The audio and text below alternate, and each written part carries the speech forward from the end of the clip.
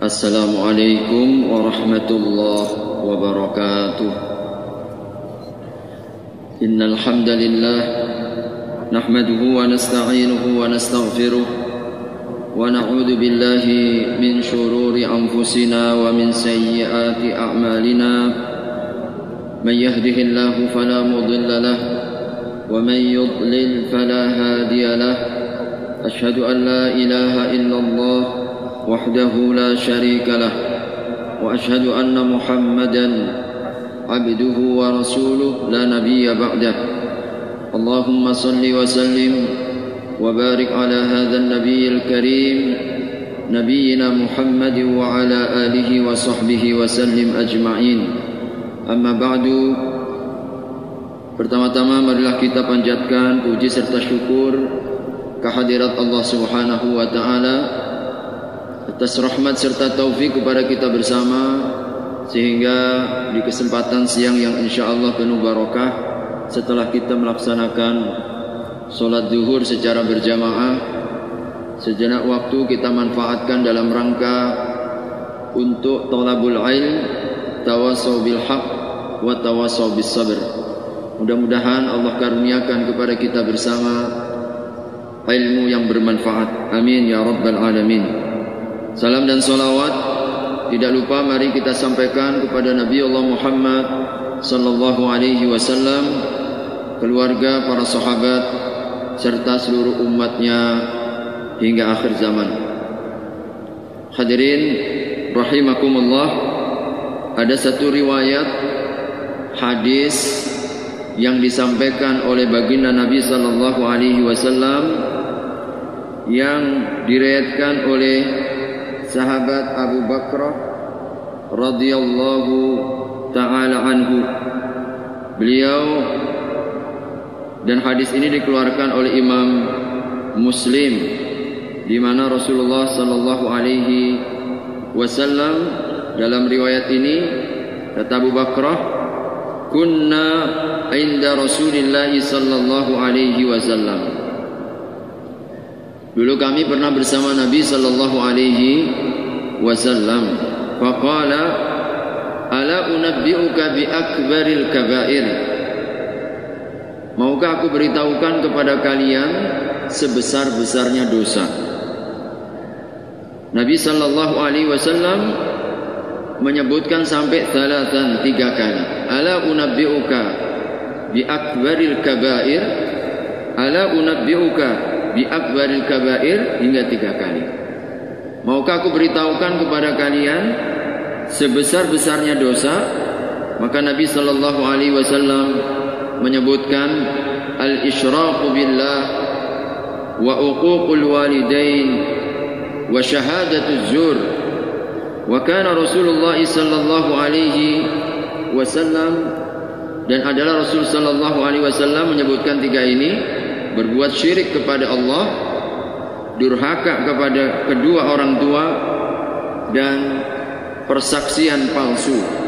Adalah Rasulullah ketika menyebutkan dan mengulang-ulang ini, keadaan beliau muttaqian, dalam keadaan bersandar. Fajalasa, lalu kemudian beliau duduk.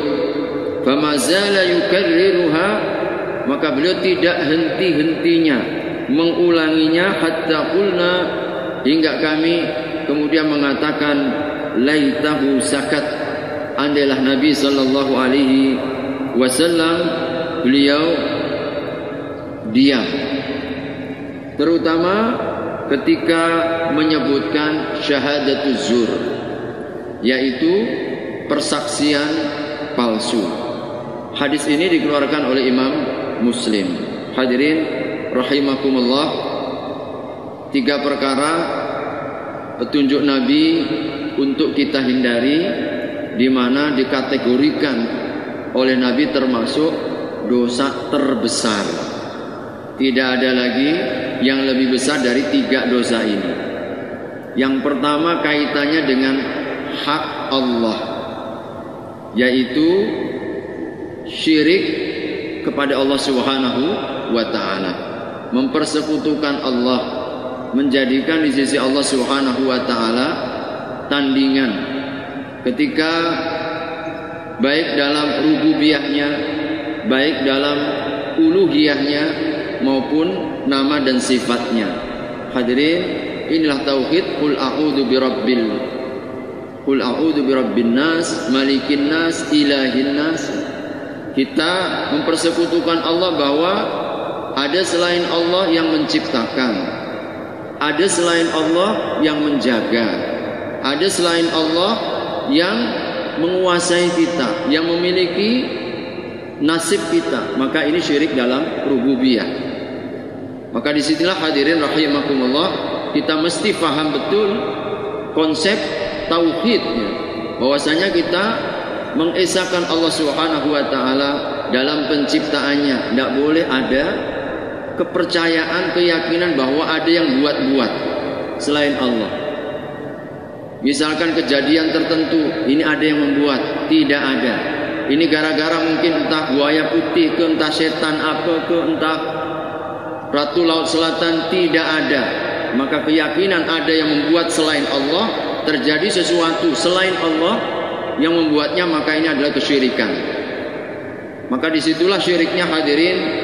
Mengapa kita tidak boleh sugesti dengan waktu, tidak boleh mensialkan waktu, mensialkan orang, mensialkan tempat, karena seakan selain Allah itu yang memberikan sebab. Ini rububiyah. Termasuk juga dalam uluhiyah kita, iyyaka na'bud, tidak boleh kita beribadah kepada selain Allah Subhanahu wa ta'ala.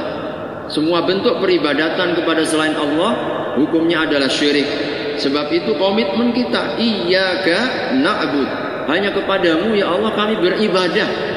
Maka semua bentuk peribadatan yang ditujukan kepada selain Allah, maka itu adalah bentuk kesyirikan. Begitupun juga kita dilarang untuk beribadah dengan cara ibadah orang lain, cara ibadah agama lain, cara beribadah ajaran lain. Maka menggabungkan antar ibadah satu dengan ibadah yang lain, ini bentuk kesyirikan. Padahal kita hanya inna sholati wa nusuki wa mahyaya wa mati. Nusuk di situ artinya ibadahku, hidupku ya Allah, sholatku dan ibadahku adalah untuk Allah Subhanahu wa ta'ala. Maka harus berhati-hati. Kesyirikan dalam ibadah bisa jadi kesyirikan dalam rububiyah. Kita harus berhati-hati. Masih banyak hadirin. Yang pertama, kelompok yang pertama ini kaum muslimin belum menyadari tentang konsep tauhid, bahwasanya hanya Allah yang mesti dituju, hanya Allah Subhanahu wa ta'ala yang diibadahi. Kita berlindung, kita cinta, kita takut, kita berharap hanya boleh kepada Allah Subhanahu wa ta'ala. Maka ini yang pertama disebutkan oleh Nabi, akbarul kabair. Maka mengetahui apa saja yang masuk dalam kelompok kategori syirik ini penting. Jangan sampai kemudian kita tidak mengetahui batasan-batasannya, sehingga khawatir sholat kita gugur, puasa kita gugur, zakat haji kita gugur. Ketika amal bersanding dengan kesyirikan, langsung terhapus. La in asyrakta la yahbaqanna amaluka. Kalau engkau berbuat syirik, maka aku hancurkan semua amal-amalmu. Maka Nabi mengatakan, man ata kahinan fasaddaqahu faqad kafar bima jaa bi Muhammadin. Orang yang datang ke dukun dan membenarkan apa yang dikatakan dukun, maka dia telah kufur dengan apa yang dibawa oleh Nabi sallallahu alaihi wasallam. Betapa banyak hari ini masih ada saudara-saudara kita yang masih mau pergi ke dukun, percaya dengan dukun, percaya dengan ramalannya, mau mengikut ini jimatnya, ini macam-macam, tanpa ada dasar. Maka hadirin, ini jelas-jelas kesyirikan yang mesti harus selalu kita jaga. Yang kedua yang disebutkan oleh Nabi adalah uququl walidain. Termasuk dosa terbesar kaitannya dengan hubungan antar sesama. Dan hak yang paling tinggi yang harus kita berikan terhadap sesama itu adalah orang tua. Hadirin, orang tua. Maka kedua orang tua ini menjadi kunci keridhaan Allah. Redanya Allah tergantung redanya kedua orang tua. Murkanya Allah juga termasuk murkanya kepada kedua orang tua. Bahkan sekalipun orang tua kita non muslim sekalipun, Allah memberikan isyarat wajib berbakti selama tidak bermaksiat kepada Allah Subhanahu wa taala.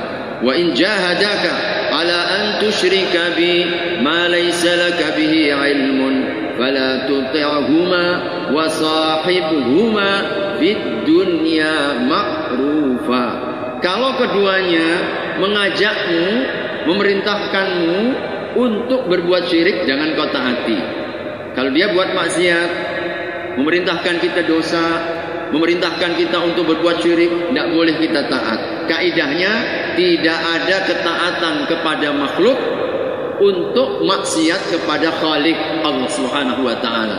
Tetapi meskipun demikian, orang tuamu ajak maksiat, orang tuamu memerintahkan kepada kesyirikan, Allah tetap wajibkan wasahibhuma fid dunya ma'rufa.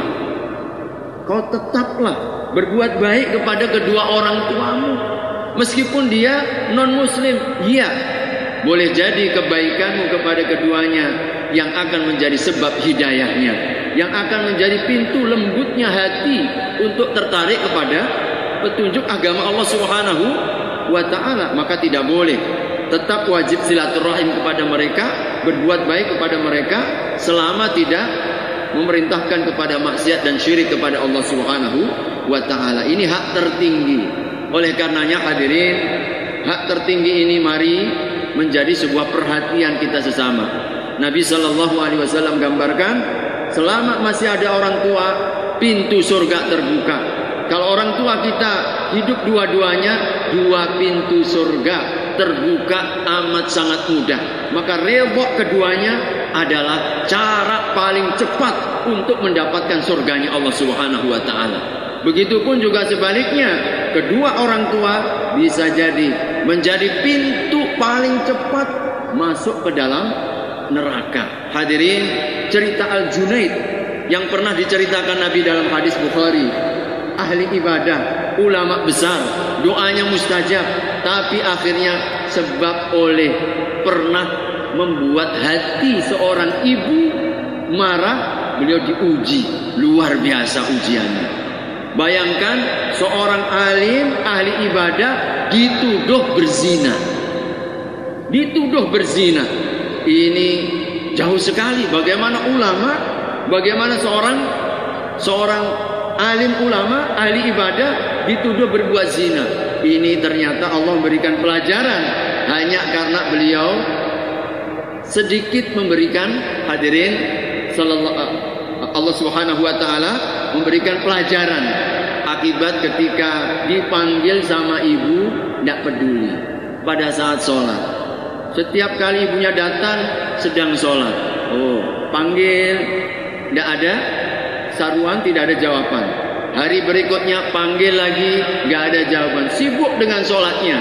Hari ketiga panggil lagi, sibuk dengan sholatnya. Maka ibunya pun sudah naik pitam, tidak sabar, ada batasnya. Ya Allah, jangan uji anakku ini, walaupun ahli ibadah, jangan kau matikan dia kecuali engkau berikan bencana. Masya Allah, keluar dari lisan seorang ibu. Akhirnya subhanallah, Allah Subhanahu wa ta'ala benar-benar menguji. Ada pelacur ngaku-ngaku berbuat zina kepada anaknya ini.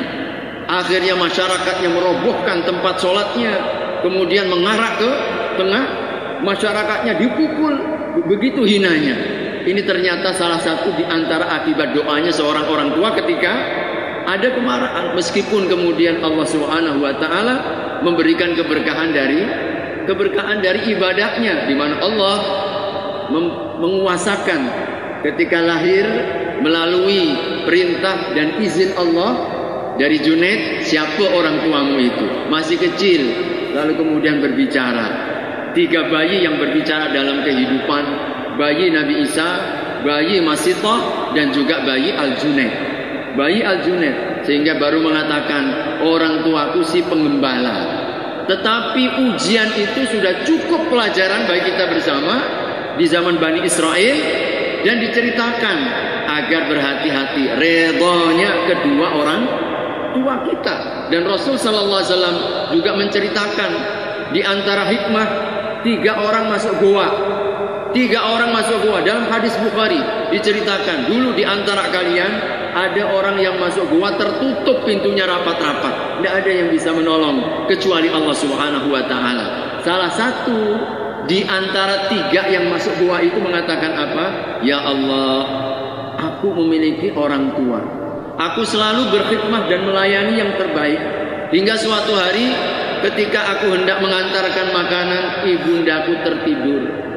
Aku tidak ingin mengusik rehatnya. Aku tunggu sampai ibundaku sadar, baru aku berikan makanannya. Ya Allah, jikalau engkau terima pelayananku, khidmahku, baktiku kepada ibundaku ini, Allah, bukakanlah pintu batu yang menutup goa ini dengan izin Allah, tanpa bulldozer, tanpa alat pengait teknologi.